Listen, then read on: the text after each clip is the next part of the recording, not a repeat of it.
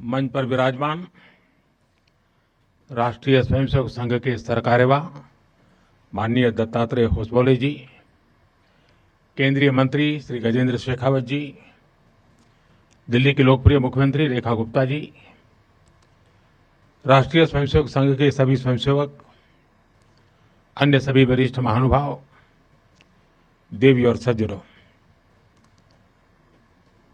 कल हमारे एक पुराने स्वयंसेवक और संघ के हर मोड़ पर कहीं न कहीं उनका स्थान रहा है, ऐसे विजय कुमार मल्होत्रा जी को हमने खो दिया।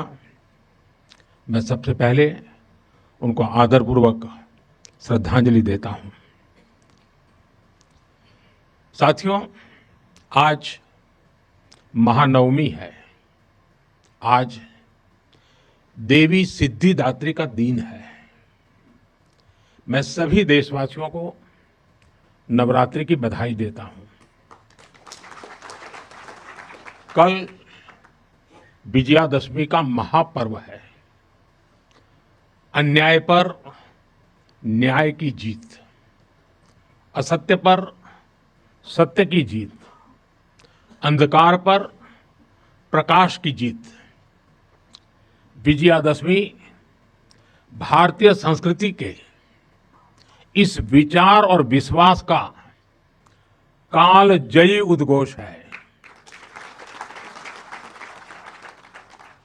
ऐसे महान पर्व पर 100 वर्ष पूर्व राष्ट्रीय स्वयंसेवक संघ की स्थापना, ये कोई संयोग नहीं था। ये हजारों वर्षों से चली आ रही उस परंपरा का पुनरुत्थान था, जिसमें राष्ट्र चेतना समय समय पर उस युग की चुनौतियों का सामना करने के लिए नए नए अवतारों में प्रकट होती है। इस युग में संघ उसी अनादि राष्ट्र चेतना का पुण्य अवतार है।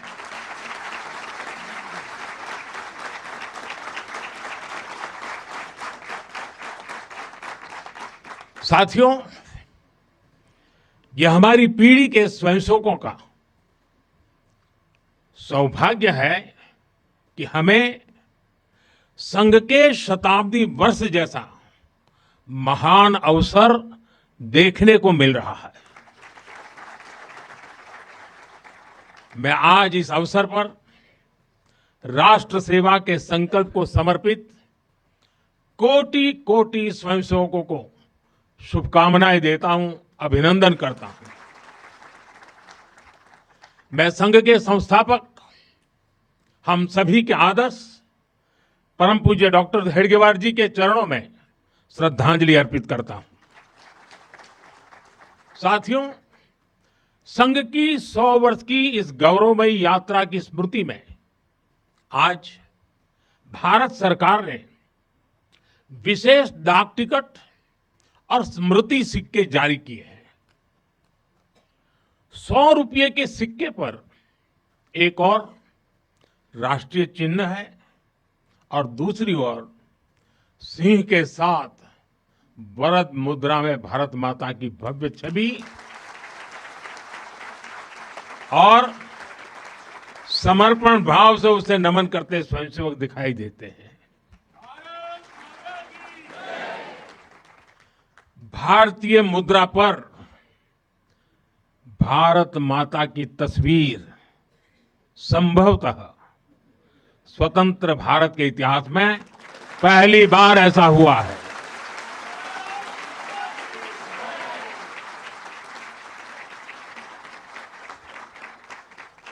इस सिक्के के ऊपर संघ का बोध वाक्य भी अंकित है। राष्ट्राय स्वाहा इदम राष्ट्राय इदम न मम।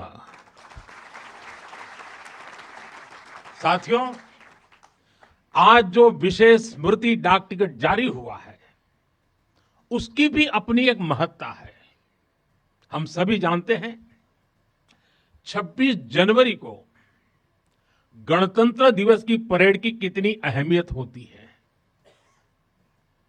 1963 में 1963 में आरएसएस के स्वयंसेवक भी 26 जनवरी की उस राष्ट्रीय परेड में शामिल हुए थे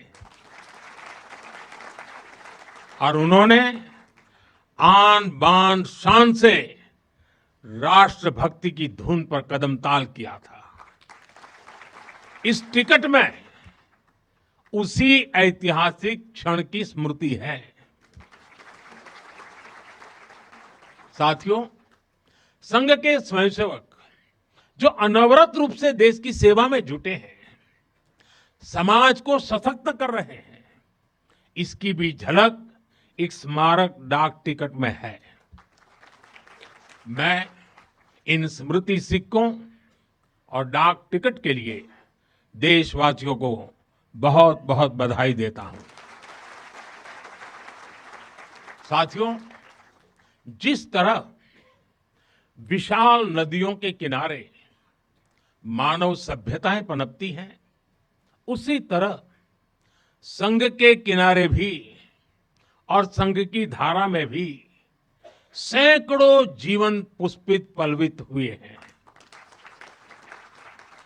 जैसे एक नदी जिन रास्तों से बहती है, उन क्षेत्रों को, वहां की भूमि को, वहां के गांवों को सुजलाम सुफलाम बनाती हुई अपने जल से समृद्ध करती है, वैसे ही संघ ने इस देश के हर क्षेत्र, समाज के हर आयाम को स्पर्श किया है। यह अविरल तप का फल है, यह राष्ट्र प्रवाह प्रबल है। साथियों, जिस तरह एक नदी कई धाराओं में खुद को प्रकट करती है, हर धारा अलग अलग क्षेत्रों को पोषित करती है, संघ की यात्रा भी ऐसी ही है। संघ के अलग अलग संगठन भी जीवन के हर पक्ष से जुड़कर राष्ट्र की सेवा करते हैं।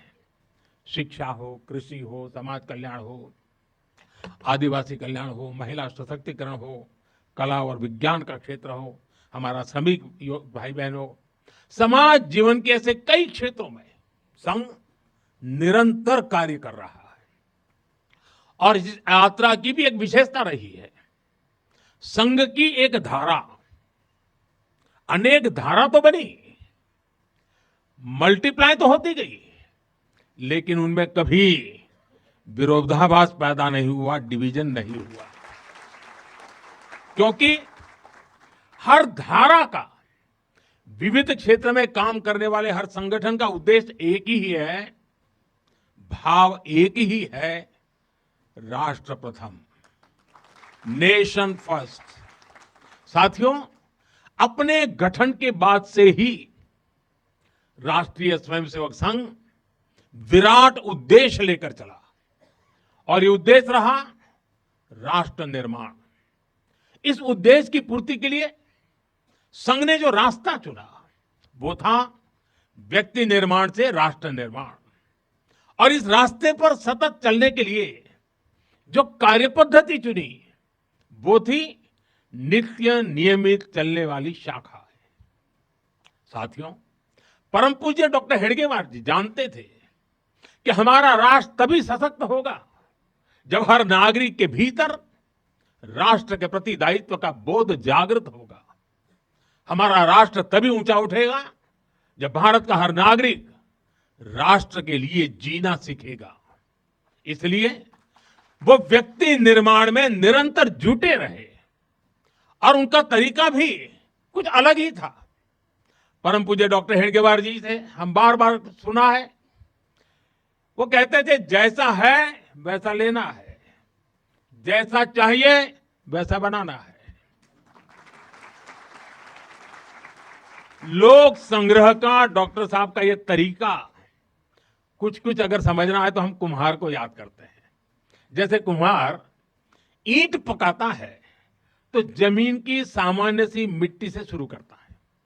कुम्हार मिट्टी को लाता है, उस पर मेहनत करता है, उसे आकार देकर तपता है, खुद भी तपता है, मिट्टी को भी तपाता है, फिर उन ईंटों को इकट्ठा करके उनसे भव्य इमारत बनाता है। ऐसे ही डॉक्टर साहब बिल्कुल सामान्य लोगों को चुनते थे, फिर उनको सिखाते थे, विजन देते थे, उनको गढ़ते थे।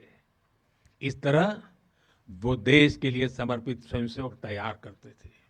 इसलिए संघ के बारे में कहा जाता है कि इसमें सामान्य लोग मिलकर असामान्य अभूतपूर्व कार्य करते हैं।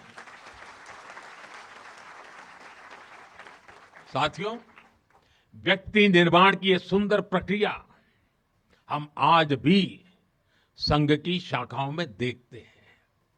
संघ शाखा का मैदान एक ऐसी प्रेरणा भूमि है जहां से स्वयं सेवक की अहम से वयम की यात्रा शुरू होती है। संघ की शाखाएं व्यक्ति निर्माण की यज्ञ वेदी है। इन शाखाओं में व्यक्ति का शारीरिक, मानसिक और सामाजिक विकास होता है। स्वयंसेवकों के मन में राष्ट्र सेवा का भाव और साहस दिन प्रतिदिन पनपता रहता है। उनके लिए त्याग और समर्पण सहज हो जाता है। श्रेय के लिए प्रतिस्पर्धा की भावना समाप्त हो जाती है और उन्हें सामूहिक निर्णय और सामूहिक कार्य का संस्कार मिलता है। साथियों, राष्ट्र निर्माण का महान उद्देश्य व्यक्ति निर्माण का स्पष्ट पथ और शाखा जैसी सरल जीवंत कार्य पद्धति, यही संघ की 100 वर्षों की यात्रा का आधार बने हैं। इन्हीं स्तंभों पर खड़े होकर संघ ने लाखों स्वयंसेवकों को गढ़ा, जो विभिन्न क्षेत्रों में देश को अपना सर्वोत्तम दे रहे हैं, देश को आगे बढ़ाने के लिए निरंतर प्रयास कर रहे हैं। समर्पण से, सेवा से और राष्ट्र के उत्कर्ष की साधना से। साथियों, संघ जब से अस्तित्व में आया, संघ के लिए देश की प्राथमिकता ही उसकी अपनी प्राथमिकता रही है। इसलिए जिस कालखंड में जो बड़ी चुनौती देश के सामने आई, संघ ने उस कालखंड के अंदर अपने आप को झोंक दिया। संघ उससे जूझता रहा। आजादी की लड़ाई के समय देखें तो परम पूज्य डॉक्टर हेडगेवार जी समेत अनेक कार्यकर्ता ने स्वतंत्रता आंदोलन में हिस्सा लिया। डॉक्टर साहब कई बार जेल तक गए। आजादी की लड़ाई के कितने ही स्वतंत्रता सेनानियों को संघ संरक्षण देता रहा, उनके साथ कंधे से कंधा मिलाकर काम करता रहा। 1942 में, 1942 में जब चिमूर में अंग्रेजों के खिलाफ आंदोलन हुआ, तो उसमें अनेक स्वयंसेवकों को अंग्रेजों के भीषण अत्याचार का सामना करना पड़ा। आजादी के बाद भी हैदराबाद में निजाम के अत्याचारों से के खिलाफ संघर्ष से लेकर गोवा के स्वतंत्रता आंदोलन और दादरा नगर हवेली की मुक्ति तक संघ ने कितने ही बलिदान दिए, और भाव एक ही रहा, राष्ट्र प्रथम। लक्ष्य एक ही रहा, एक भारत श्रेष्ठ भारत। साथियों, राष्ट्र साधना की इस यात्रा में ऐसा नहीं है कि संघ पर हमले नहीं हुए, संघ के खिलाफ साजिशें नहीं हुई। हमने देखा है कैसे आजादी के बाद भी संघ को कुचलने का प्रयास हुआ, मुख्य धारा में आने देने का और उसे न आने से रोकने का अनगिनत षड्यंत्र हुए। परम पूज्य गुरु जी को झूठे केस में फंसाया गया, उन्हें जेल तक भेज दिया गया। लेकिन जब पूज्य गुरु जी जेल से बाहर आए तो उन्होंने सहज रूप से कहा, और शायद इतिहास की तवारीख में ये भाव, ये शब्द एक बहुत बड़ी प्रेरणा है।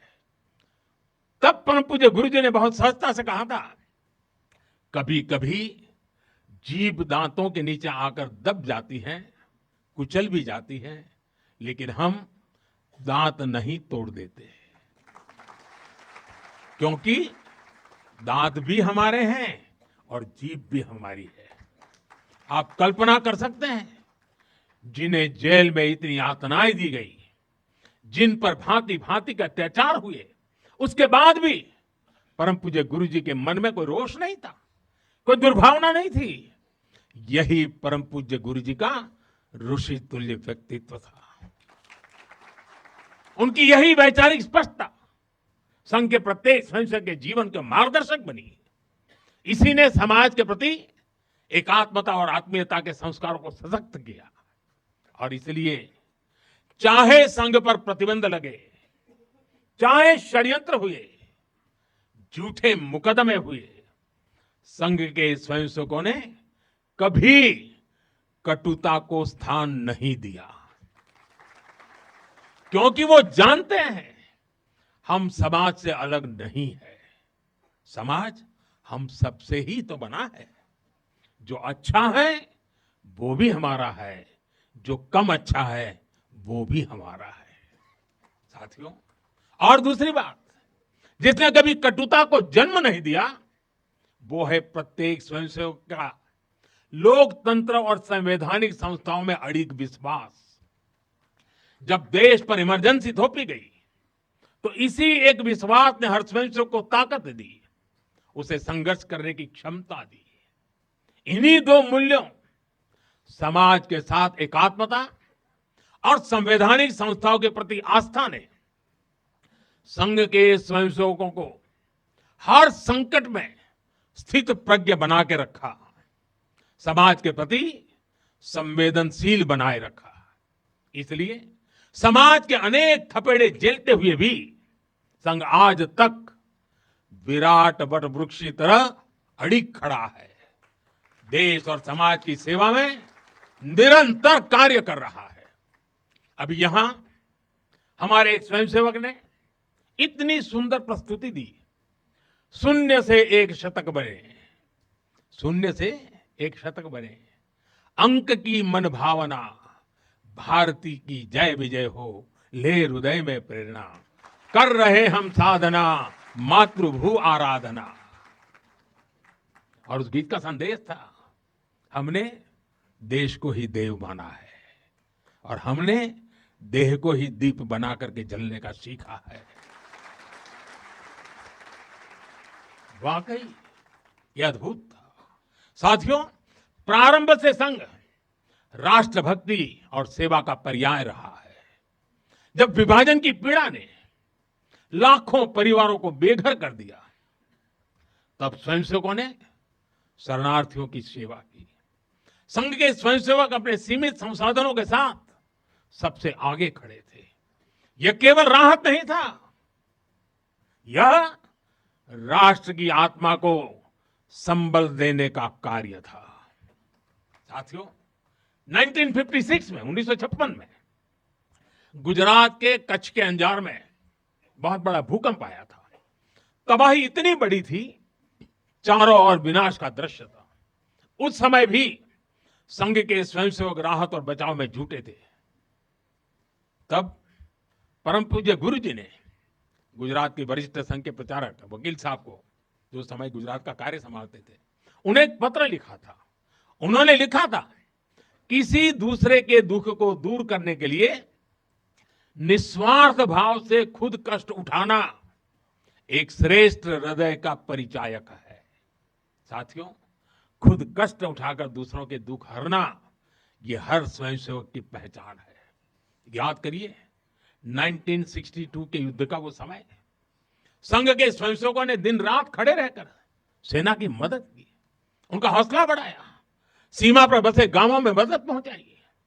1971 में लाखों शरणार्थी पूर्वी पाकिस्तान से भारत की धरती पर आए।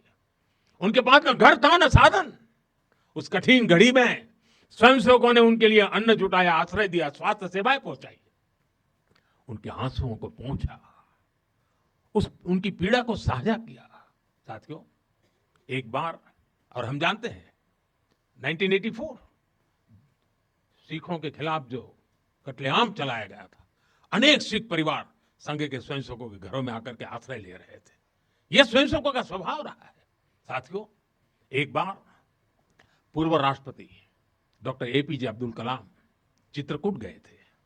वहां उन्होंने नानाजी देशमुख जिस कार्य को कर रहे थे उस आश्रम स्थान को देखा था, वहां के सेवा कार्य देखे, वह हैरान रह गए थे। उसी प्रकार से पूर्व राष्ट्रपति प्रणब मुखर्जी भी जब नागपुर गए तो वो भी संघ के अनुशासन, संघ की सादगी उसको देखकर बहुत प्रभावित हुए थे। साथियों, आज भी आप देखें, पंजाब की बाढ़, हिमाचल उत्तराखंड की आपदा, केरल के वायनाड की त्रासदी, हर जगह स्वयंसेवक सबसे पहले पहुंचने वालों में से एक रहते हैं। कोरोना काल में तो पूरी दुनिया ने संघ के साहस और सेवा भाव का प्रत्यक्ष प्रमाण देखा है। साथियों, अपनी 100 वर्ष की इस यात्रा में संघ का एक बड़ा काम यह रहा है, उसने समाज के अलग अलग वर्गों में आत्मबोध जगाया, स्वाभिमान जगाया। और इसके लिए संघ देश के उन क्षेत्रों में भी कार्य करता रहा है जो दुर्गम है, जहां पहुंचना सबसे कठिन है। हमारे देश में लगभग 10 करोड़ आदिवासी भाई बहन हैं, जिनके कल्याण के लिए संघ लगातार प्रयासरत है। लंबे समय तक सरकारों ने उन्हें प्राथमिकता नहीं दी, लेकिन संघ ने उनकी संस्कृति, उनके पर्व, उत्सव, उनकी भाषा और परंपराओं को सर्वोच्च प्राथमिकता दी। सेवा भारती, विद्या भारती, एकल विद्यालय, वनवासी कल्याण आश्रम आदिवासी समाज के सशक्तिकरण का स्तंभ बनकर के उभरे। आज हमारे आदिवासी भाई बहनों में जो आत्मविश्वास आया है, वो उनके जीवन में बदल रहा है। साथियों, संघ दशकों से आदिवासी परंपराओं, आदिवासी रीति रिवाजों, आदिवासी मूल्यों को सहज ने संवारने में अपना सहयोग देता रहा है, अपना कर्तव्य निभा रहा है। उसकी तपस्या ने भारत की सांस्कृतिक पहचान सुरक्षित रखने में बड़ी भूमिका निभाई है। मैं देश के दूर सुदूर कोने कोने में आदिवासियों का जीवन आसान बनाने में लगे संघ के लाखों स्वयंसेवकों की भी सराहना करूंगा। साथियों, समाज में सदियों से गर्क कर चुकी जो बीमारियां हैं, जो ऊंच नीच की भावना है, जो कुप्रथाएं हैं, छुआछूत जैसी गंदगी भरी पड़ी है, ये हिंदू समाज की बहुत बड़ी चुनौती रही है। एक ऐसी गंभीर चिंता है जिस पर संघ लगातार काम करता रहा है। एक बार महात्मा गांधी जी वर्धा में संघ के शिविर में गए थे। उन्होंने भी संघ में समता, ममता, समरसता, समभाव, मम भाव, ये जो कुछ भी देखा उसकी खुलकर तारीफ की थी। और आप देखिए, डॉक्टर साहब से लेकर आज तक संघ की हर महान विभूति ने, हर सरसंघ चालक ने भेदभाव और छुआछूत के खिलाफ लड़ाई लड़ी है। परम पूज्य गुरु जी ने निरंतर न हिंदू पतितो भवेत की भावना को आगे बढ़ाया। यानी हर हिंदू एक ही परिवार है, कोई भी हिंदू कभी पतित या नीचा नहीं हो सकता। पूज्य बाला साहब देवव्रत जी के शब्द भी हम सबको याद है। वो कहते थे, छुआछूत अगर पाप नहीं, छुआछूत अगर पाप नहीं तो दुनिया में कोई पाप नहीं है। सरसंघ चालक रहते हुए पूज्य रज्जू भैया जी और पूज्य सुदर्शन जी ने भी इसी भावना को आगे बढ़ाया। वर्तमान सरसंघ चालक आदरणीय मोहन भागवत जी ने भी समरसता के लिए समाज के सामने स्पष्ट लक्ष्य रखा है और गांव गांव तक इस बात की ज्योत जगाई है। क्या है वो? उन्होंने कहा, एक कुआं, एक मंदिर और एक श्मशान। इसे लेकर संघ देश के कोने कोने में गया है। कोई भेदभाव नहीं, कोई मतभेद नहीं, कोई मनभेद नहीं। यही समरसता का आधार है, यही सर्वसमावेशी समाज का संकल्प है। और संघ इसी को निरंतर नई शक्ति दे रहा है, नई ऊर्जा दे रहा है। साथियों, जब 100 साल पहले संघ अस्तित्व में आया था तो उस समय की आवश्यकताएं, उस समय के संघर्ष कुछ और थे। तब हमें सैकड़ों वर्षों की राजनीतिक गुलामी से मुक्ति पानी थी, अपने सांस्कृतिक मूल्यों की रक्षा करनी थी। लेकिन आज 100 वर्ष बाद जब भारत विकसित होने की तरफ बढ़ रहा है, जब भारत दुनिया की तीसरी सबसे बड़ी इकोनॉमी बनने जा रहा है,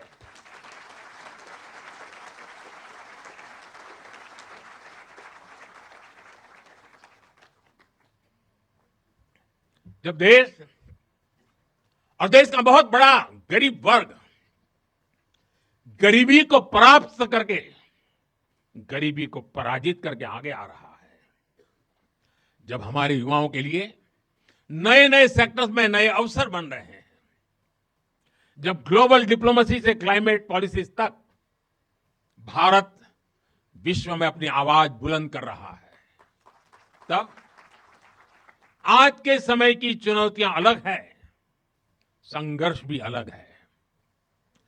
दूसरे देशों पर आर्थिक निर्भरता हमारी एकता को तोड़ने की साजिश है। डेमोग्राफी में बदलाव के षड्यंत्र। एक प्रधानमंत्री के नाते मैं नम्रतापूर्वक कहूंगा कि मुझे बहुत संतोष है कि हमारी सरकार इन चुनौतियों से तेजी से निपट रही है।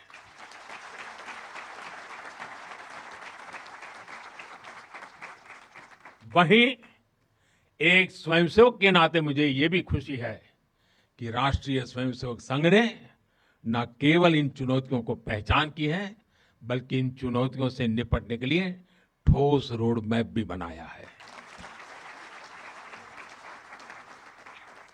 अभी माननीय दत्ता जी ने जिन चीजों का उल्लेख किया, मैं अपने तरीके से फिर से एक बार उसका उल्लेख करना चाहूंगा।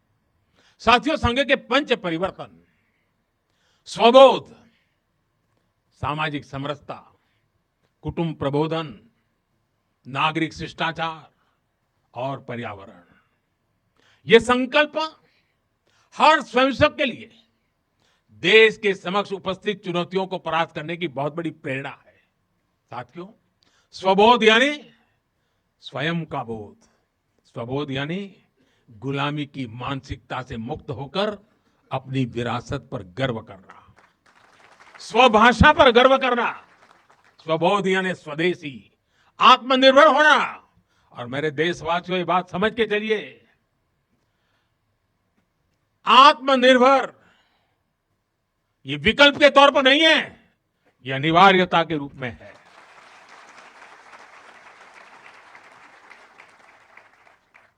हमें स्वदेशी के अपने मूल मंत्र को समाज का संकल्प बनाना है। हमें वोकल फॉर लोकल के अभियान को उसकी सफलता के लिए वोकल फॉर लोकल ये हमारा निरंतर एक नई ऊर्जा प्रदान करने वाला घोषवाक्य होना चाहिए, प्रयास होना चाहिए। साथियों, संघ ने सामाजिक समरसता को हमेशा अपनी प्राथमिकता बनाए रखा है। सामाजिक समरसता यानी वंचित को वरीयता देकर सामाजिक न्याय की स्थापना करना, देश की एकता को बढ़ाना। आज राष्ट्र के सामने ऐसे संकट खड़े हो रहे हैं जो हमारी एकता, हमारी संस्कृति और हमारी सुरक्षा पर सीधा प्रहार कर रहे हैं। अलगाववादी सोच, क्षेत्रवाद, कभी जाति, कभी भाषा को लेकर विवाद, कभी बाहरी शक्तियों द्वारा भड़काई गई विभाजनकारी प्रवृत्तियां, ये सब अनगिनत चुनौतियां हमारे सामने खड़ी है। भारत की आत्मा हमेशा विविधता में एकता ही रही है। अगर इस सूत्र को तोड़ा गया तो भारत की शक्ति भी कमजोर होगी, और इसलिए हमें इस सूत्र को निरंतर जीना है, उसे मजबूती देनी है। साथियों, सामाजिक समरसता को आज डेमोग्राफी में बदलाव के षड्यंत्र से, घुसपैठियों से भी बड़ी चुनौती मिल रही है। यह हमारी आंतरिक सुरक्षा और भविष्य की शांति से भी जुड़ा हुआ प्रश्न है, और इसलिए मैंने लाल किले से डेमोग्राफी मिशन की घोषणा की है। हमें इस चुनौती से सतर्क रहना है, इसका डटकर मुकाबला करना है। साथियों, कुटुंब प्रबोधन आज समय की मांग है। जो समाज शास्त्र के सदियों से चली आई पंडितों की भाषा है, उनका कहना है, हजारों साल तक भारत के जीवन में जो प्राण शक्ति रही है, उसके अंदर एक कारण उसकी परिवार संस्था है। भारतीय समाज व्यवस्था की सबसे मजबूत इकाई अगर कोई है तो भारतीय समाज में पनपी हुई एक मजबूत परिवार व्यवस्था है। कुटुंब प्रबोधन यानी उस परिवार संस्कृति का पोषण जो भारतीय सभ्यता का आधार है, जो भारतीय संस्कृति से प्रेरित है, जो जड़ों से जुड़े हैं। परिवार के मूल्य, बुजुर्गों का सम्मान, नारी शक्ति का आदर, नौजवानों में संस्कार, अपने परिवार के प्रति दायित्व को निभाना, उसे समझना, उस दिशा में परिवार को, समाज को जागरूक करना, बहुत ही आवश्यक है। साथियों, अलग अलग कालखंड में जो भी देश आगे बढ़ा, उसमें नागरिक शिष्टाचार की बहुत बड़ी भूमिका रही है।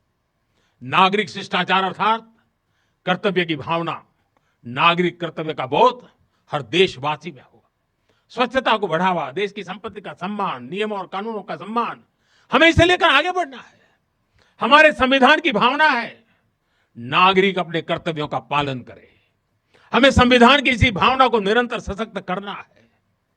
साथियों, पर्यावरण की रक्षा वर्तमान और आने वाली पीढ़ियों के लिए बहुत जरूरी है। ये पूरी मानवता के भविष्य से जुड़ा है। हमें इकोनॉमी के साथ ही इकोलॉजी की भी चिंता करनी है। जल संरक्षण, ग्रीन एनर्जी, क्लीन एनर्जी, ये सारे अभियान इसी दिशा में है। साथियों, संघ के ये पंच परिवर्तन, ये वो साधन है जो देश का सामर्थ्य बढ़ाएंगे, जो देश को विभिन्न चुनौतियों से निपटने में मदद करेंगे, जो 2047 तक विकसित भारत के निर्माण का आधार होंगे।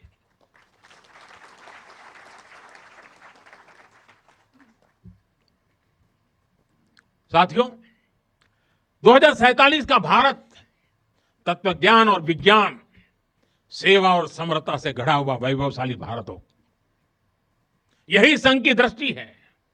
यही हम सब स्वयंसेवकों की साधना है और यही हमारा संकल्प है। साथियों, हमें हमेशा हमेशा याद रखना है, संघ बना है राष्ट्र के प्रति अटूट आस्था से। संघ चला है राष्ट्र के प्रति अगाध सेवा के भाव से। संघ तपा है त्याग और तपस्या की अग्नि में। संघ निखरा है संस्कार और साधना के संगम से। संघ खड़ा है राष्ट्र धर्म को जीवन का परम धर्म मान करके। संघ जुड़ा है भारत माता की सेवा के विराट सपने से। साथियों, संघ का आदर्श है संस्कृति की जड़ें गहरी और सशक्त हो। संघ का प्रयास है समाज में आत्मविश्वास और आत्मगौरव हो। संघ का लक्ष्य है हर हृदय में जन सेवा की ज्योति प्रज्वलित हो। संघ का दृष्टिकोण है भारतीय समाज सामाजिक न्याय का प्रतीक बने। संघ का ध्येय है विश्व मंच पर भारत की वाणी और प्रभावी बने।